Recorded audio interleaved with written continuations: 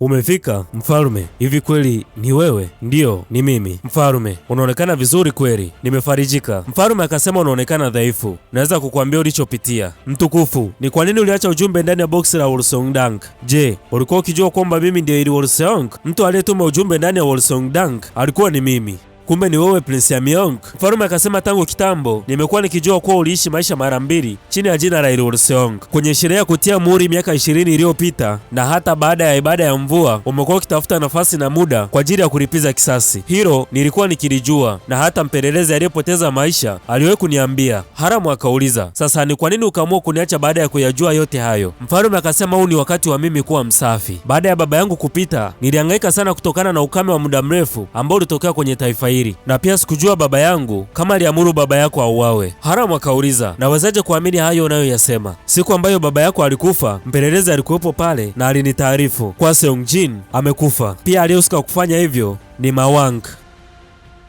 Namaanisha kuhusu pepo ambalo liko ndani yako. Tunarudishwa nyuma wakati Seongjin akiwaambia askari wa kifalme kuwa alihatarisha maisha yake yote kwa ajili ya kumfungia pepo, na mtoto wake ambaye ni Haram alipoteza uwezo wake wa kuona kwa sababu ya ibada ya mvua. Sasa kwa sisi ambavyo tunafahamu, waliohusika kumuua Seongjin ni askari wa kifalme, lakini hapa tunaonyeshwa kwamba ni kitu tofauti kabisa. Wakati walipotaka kumuua, nafsi ya kipepo iliyo ndani ya mwili wa Haram ilipata kuamka. Ina maana mabadiliko haya ameanza kuyapata angali akiwa bado ni mtoto, na baada ya kubadilika na kuwa pepo kamili, ndipo alimshambulia baba yake kwa mikono yake yeye mwenyewe na kumuua. Haram anasema haiwezekani, lakini ukweli ni kwamba Seongjin tayari alikuwa ameshajua kwamba nafsi ya kipepo iko ndani ya mwanaye. Mfalme anasema, baada ya siku hiyo nilikiuka amri ya baba yangu na kukuleta ndani ya ikulu. Hiyo yote ni kwa ajili ya kutafuta njia ya kukulinda wewe pamoja na watu wanaokuzunguka, na pia ni kwa ajili ya kutafuta njia ya kulifunga pepo. Haram anasema, kwa hiyo mimi ndo nilifanya kitu cha kikatili na kumuua baba yangu mimi mwenyewe? Mfalme anasema, sio kosa lako, bali ni nguvu ya kipepo ndio iliyomuua baba yako. Hapana mtukufu, hilo haliwezekani. Haliwezekani kabisa, unadanganya mfalme. Haram, hebu punguza monkari. Haiwezekani, damu ya baba yangu iliyokuwa kwenye nguo zangu ilimwagika kutokana na askari mkuu wa kifalme. Mfalme akasema, ndiyo, kwenye maisha yako yote hivyo ndivyo umekuwa ukiamini, na wakati huo ulikuwa bado wewe ni mdogo sana, kwa hiyo nisingeweza kukuambia ukweli, na huo ndio uhalisia wa kila kitu kilichotokea. Lakini kabla ya Seongjin kupoteza maisha, alimwomba Samshin aweze kumsaidia na kumlinda mtoto wake, na hilo ndilo lilikuwa ni ombi lake la mwisho kabla ya kupoteza maisha. Naye Samshin hakulikataa ombi hilo, akaamua kulitekeleza. Kwa hiyo baada ya Haram kuamka, hakuna chochote ambacho alikuwa akikikumbuka. Kwa hiyo msiba uliotokea miaka 20 iliyopita leo unaanza na moja tena. Haram anajisikia uchungu mkubwa kweli kweli, sio uchungu wa reba.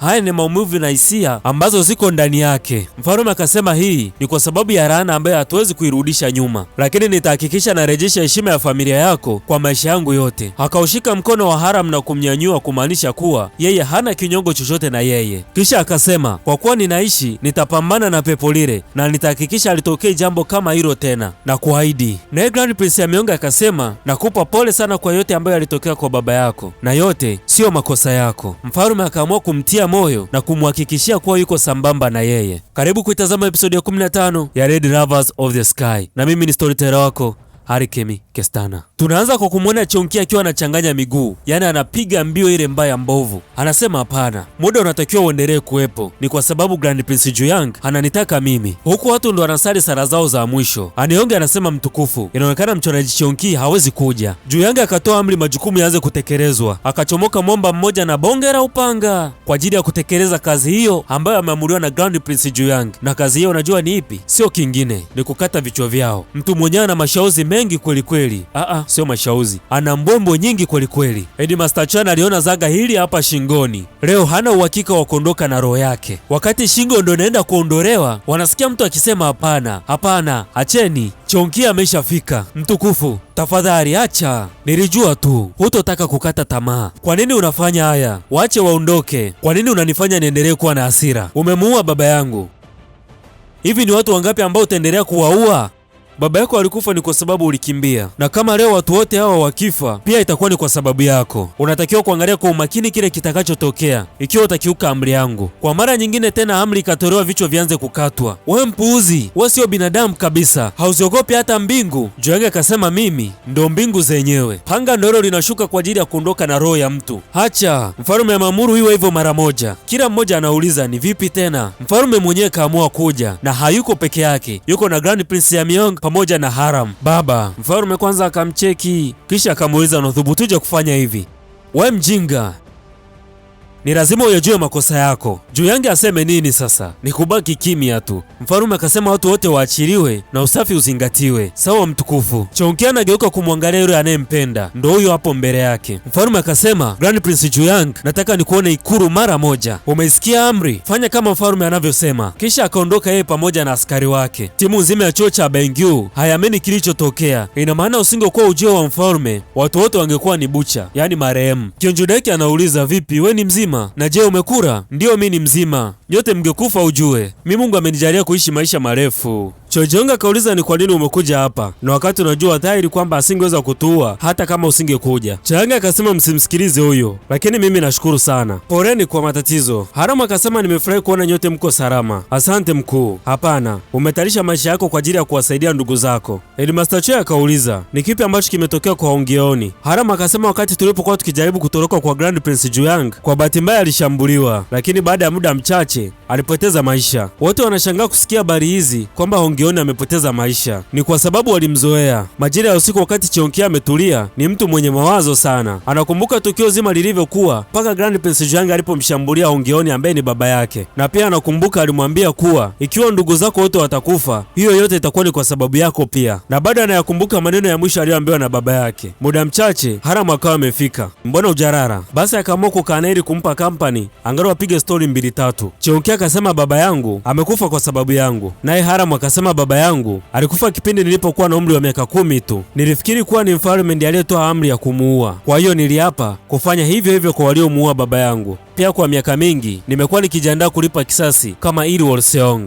Lakini yote hayo yalifanywa na nafsi ya kipepo iliyo ndani yangu. Lakini bado mimi ndiye niliyemuua baba yangu, na sikujua kwa maisha yangu yote hakuna kumbukumbu yoyote iliyopo ndani yangu. Chongqing akasema, sio makosa yako Chongqing, kama unajisi huzuni lia tu. Naye Chongqing akashindwa kuvumilia, akaamua kulia tu. Haramu akaamua kumkumbatia ili kumfariji, kisha akasema, yote yaliyotokea sio makosa yako. Ni asubuhi na mapema tunarudishwa ndani ya jumba la kifalme. Juyang yuko anaojiwa. Ni kipi ambacho kimempelekea yeye kufanya mambo kama yale? Ni Crown Prince au ni tamaa za kutaka kuwa mfalme?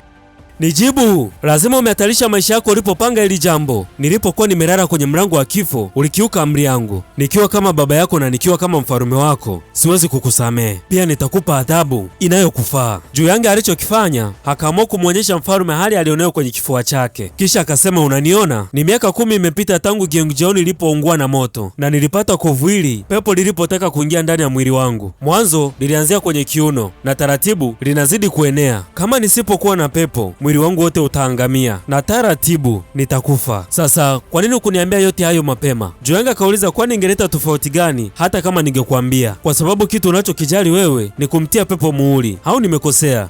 Mwili wangu, mwili wa Prince hautoshi kumfungia pepo. Mfalme akauliza, kwani hamna tiba? Juyang akasema, kwa wakati huu nisipokuwa na pepo hakika nitakufa. Hata kama sasa unajua, nina hakika hilo halitobadilisha chochote, kwa sababu unaweka mapenzi ya mfalme wa zamani na watu wa nchi hii mbele yangu kama mtawala wa nchi hii. Uliniuliza ni nini kilinifanya niwe hivi? Jibu ni wewe baba. Uko sahihi. Unakubalije kirahisi hivyo mzee? Kwa nini ukuwahi kuwa upande wangu? Kwa nini awe Yamyong na sio mimi? Kwa nini ukamchagua Yamyong? Yote ni kwa sababu ya ukosefu wangu wa fadhila. Ingieni ndani na mumtoe nje mara moja. Baba hamtaki mtoto mwenye tamaa. Juyang akasema, hii inaonyesha wewe ni nani. Kamwe sitosahau kuhusu hili. Juyang akatolewa nje kibishi. Wakati Grand Prince Juyang akiwa anatolewa nje huko anapiga kelele, akakutana na Grand Prince Yamyong. Akasema, nina uhakika wewe ndio uko nyuma ya yote. Ni kwa nini ulitamani sana pindi ulipokiona kiti cha enzi cha kifalme? Unajifanya wewe ni mtu na mwenye tabasamu nzuri ili kumdanganya kila mtu, lakini wewe pia ni mwanadamu tu. Juyang, kwa zaidi ya miaka 10 iliyopita, siku ya tambiko la ibada ya mvua, kama nisingekupeleka Gyeongjeon, huenda maisha yako yangekuwa ni mepesi kuliko yalivyo sasa. Nitabeba mzigo wa dhambi hiyo, hivyo tafadhali nenda ukamwombe baba msamaha. Bado hujachelewa. Msamaha gani? Ulipanga kummiliki pepo na kuchukua kiti cha kifalme. Matokeo yake umekuja kuharibu sheria ya kutia muhuri. Pia umesababisha watu wengi kuumia. Juyang akasema, ukiona unaropoka upuuzi wa namna hiyo, lazima upate tena kupumua. Inatosha kwa unafiki wako. Kwa nini usionyeshe lengo lako ni lipi? Yamyong akasema, hebu mtoeni huyo. Juyang akasema, nitahakikisha narudi.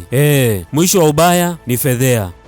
Ndani ya gereza tunamuona mfungwa mmoja, naye sio mwingine ni Shaman Misu, na hapa kuhani kaja kumtembelea akamuuliza, kwa hiyo haya ndio uliokuwa ukiyataka? Utalipaje kwa dhambi zote hizo ulizozifanya kwa ajili ya kumsaidia Grand Prince Jueyang kupata alichokuwa anakitaka? Shaman akasema yote ni juu ya mapenzi ya mbingu. Kwa hiyo wewe na Jueyang mlitaka kummiliki pepo ili mje kusababisha umwagikaji damu kwenye taifa hili? Na je, ungewezaje kuepuka laana ya pepo na maumivu ya watu katika nchi hii? Hata hivyo hujachelewa kurekebisha katika mbingu pamoja na taifa hili. Ikiwa mbara mwezi mwekundu utachomoza, sheria kutia muhuri itaanza. Kwa hiyo tafadhali mtie pepo muhuri. Unamaanisha nini kusema hivyo? Mimi nilipoteza nguvu zangu zote kwenye sheria kutia muhuri wakati uliopita, hivyo sitaweza kufanya hivyo tena kwenye sheria itakayofuata. Pia tuko nje ya muda, kwa hiyo nitarudi tena pindi maandalizi yatakapokamilika.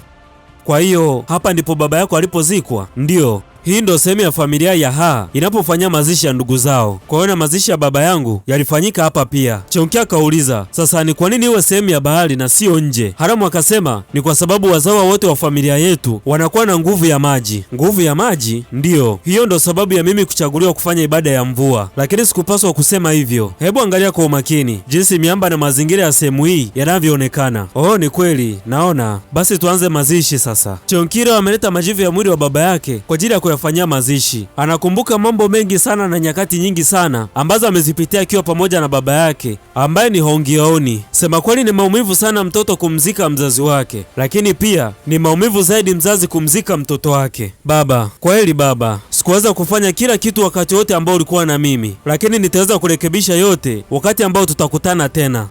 Hongyeoni, natumaini utapumzika kwa amani.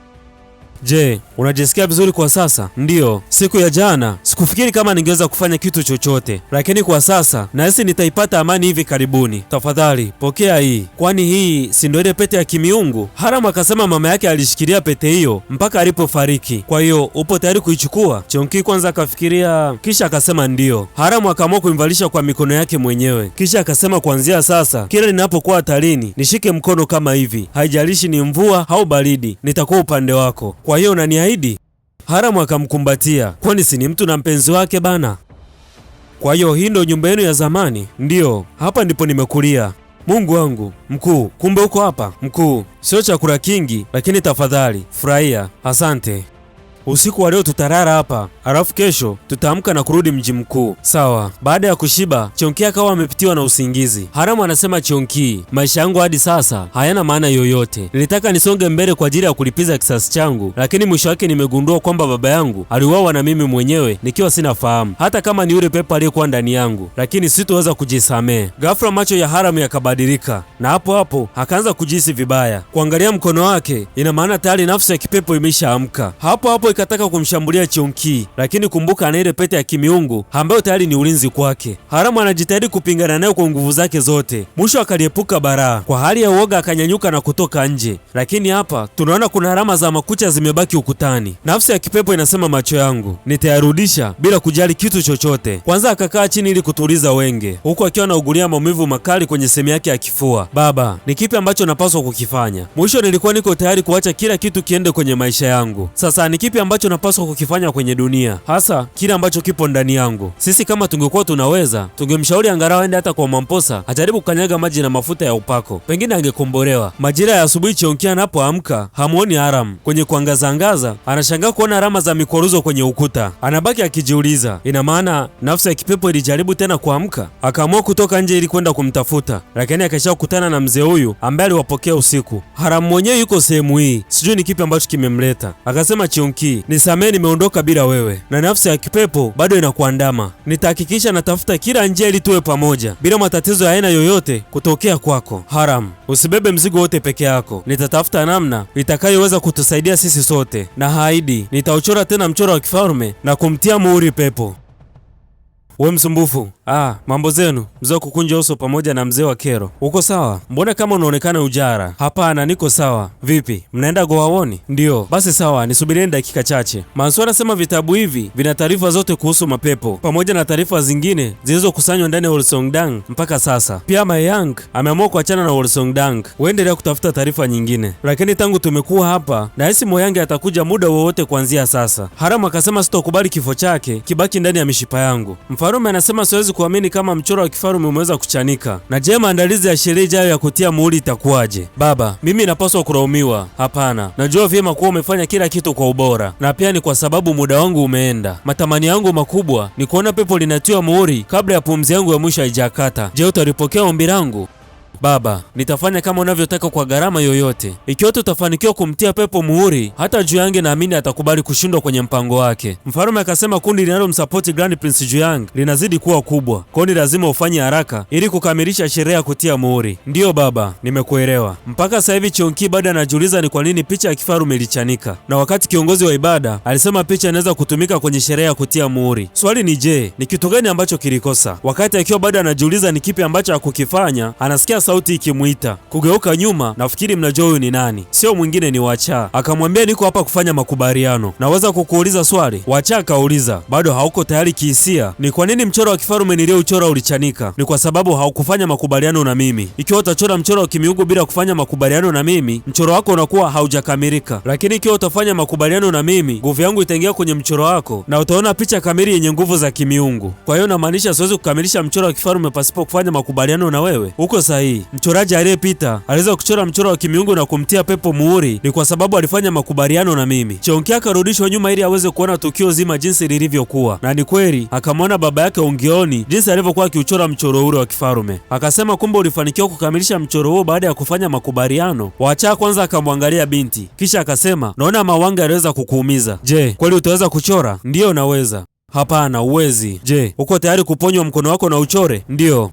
Kwanza unatakiwa kufanya makubaliano na mimi. Haramu anasema vitabu vyote vinaelezea hofu na uvumi kuhusu pepo, lakini mkuu, hapa kuna kitu kinasema mtu mwenye pete ya Jangyong anaweza kuleta nguvu za pepo, na atakayepata nguvu za kipepo atatamani damu zaidi na zaidi. Hapo hapo Haramu akaanza kupata maumivu ya mwili. Ina maana nguvu ya kipepo inaanza tena kuamka. Lakini Mansu kwa kuwa hajui kitu, akatoka nje kwenda kumtafuta dokta, na Haramu akaitumia nafasi hiyo hiyo kuondoka, kwa sababu anajua wakifika hatowaacha salama. Lakini akiwa njiani akaishiwa nguvu na kuanguka.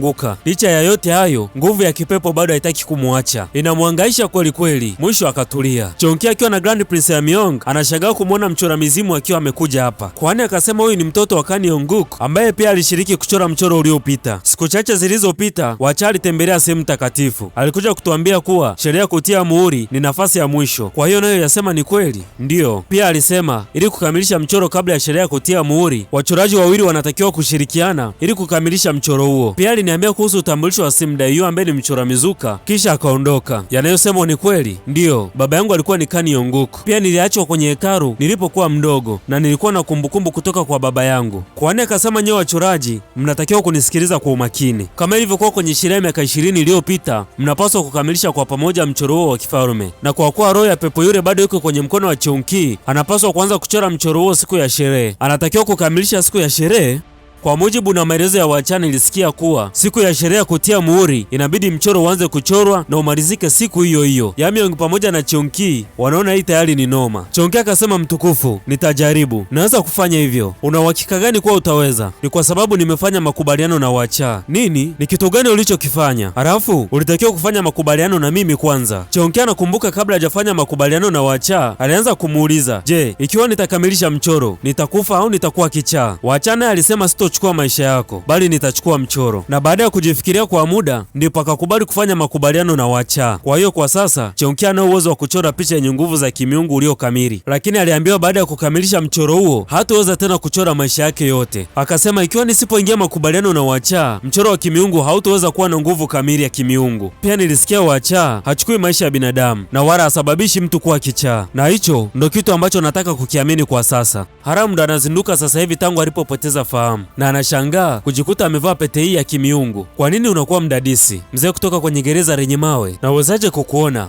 We mjinga nini? Unathubutuje kuniita mzee wa kwenye gereza la mawe? Mimi ni babu yako. Babu? Sasa nimepata kukusikia ukisema niko hapa kukuambia kuhusu pepo na jinsi ya kumfungia. Kitu gani? Watu wa kwenye familia ya Ha wanazaliwa wakiwa na nguvu ya maji. Kiuhalisia ulizaliwa ukiwa na hatima nzuri ya kufaidisha watu, ndio maana pepo limeweza kujifungia ndani yako. Hata hivyo nimemuua baba yangu. Pia nikikaa na watu ninaowapenda ninavyowapenda litawaweka hatarini. Hacha ujinga, hujamuua baba yako, bali ni pepo ndo lilifanya hivyo. Kwa vile wewe ni binadamu, mwili wako una kikomo. Hata kwa sasa pepo linakutafuna taratibu. Kwa hiyo iwapo nitapotea kila kitu kitaisha? Hapana. Ili kuifunga roho ya kipepo inatubidi kuiweka kwenye chombo kitakatifu, na maanisha mchoro wa kifarume, na hiyo ndiyo njia pekee ya kuiweka hatima yako salama. Lakini mchoraji atachanganyikiwa au kupoteza maisha. Babu akasema kama pepo usipolitia muhuri kutatokea umwagikaji damu uliokithiri, na mwisho utamua mwanamke unayempenda. Kwa hiyo ni kipi ambacho natakiwa kukifanya? Vunja pete na uende kwenye sherehe ya kutia muhuri. Maadamu una pete, itabidi ukae na pepo usiku kucha. Kisha babu akaondoka zake. Kwa kuwa ujumbe unaotakiwa umefika, yeye hana kesi tena. Kwa mara ya kwanza mfalme akamtembelea Shamani gerezani tangu alipoamka. Akasema nilikuambia usirudi hapa mpaka kufa kwako, lakini umeamua kurudi kama hivi. Mfalme, unaendeleaje? Hivi sherehe ya kutia muhuri uliyofanya mara ya mwisho wewe na Seongjin, je, ilikuwa ni kwa ajili ya watu? Nguvu ulizopewa kutoka mbinguni ilikuwa ni kwa ajili ya watu, lakini kwa nini umeutumia uwezo wako kumsaidia Grand Prince Juyang ili kuniasi mimi? Nilifukuzwa bila kukamilisha wajibu wangu kama mganga mkuu wa kifalme, na hilo lilikuwa ni chaguo la mwisho ambalo ningeweza kufanya. Sistahili kuishi mtukufu. Sawa.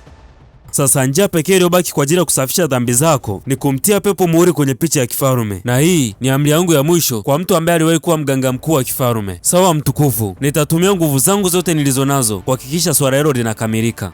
Je, umebadili maamuzi yako? Ndiyo, niko tayari kumtia muhuri pepo kwenye picha ya kifalme. Hayo ni maamuzi sahihi. Je, hiyo pete uliyovaa kwenye kidole chako ndo pete ya kimiungu? Ndiyo, lakini inaonekana kuwa kitu hatari zaidi. Unamaanisha nini? Kwenye ndoto babu yangu aliniambia ikiwa nitabaki na pete hii itabidi niishi pamoja na pepo. Kwa hiyo nafikiri natakiwa kuivunja kabla ya sherehe ya kutia muhuri. Kwa hiyo ina maana ikiwa pete hiyo italeta bahati mbaya inatakiwa kuvunjwa? Ndiyo, sherehe ya kutia muhuri itaanza pindi mwezi mwekundu utakapochomoza. Kwa hiyo natakiwa kuwepo pale eneo la tukio mapema sana bila kukosa. Nimekuelewa mtukufu, lakini kama ikitokea nisipokuwepo au sherehe ya kutia muhuri kaferi kwa mara nyingine, na kuomba uweke umakini kwa Cheonki. Tafadhali naomba uniahidi kama utafanya hivyo. Sawa, na kuahidi. Juyang pamoja na Anieong na wako gerezani wanapunga upepo. Akawa ametembelewa na Maeyang, akamuuliza unafanya nini hapa? Nimekuja kukusaidia. Ni nani aliyekuamrisha kufanya hivyo? Ni Ilulseong? Hapana, Ilulseong alinichoma mgongoni. Ikiwa utaniruhusu nitabaki na wewe mpaka mwisho. Hata mimi naweza kukuchoma mgongoni pia. Je, utakuwa salama?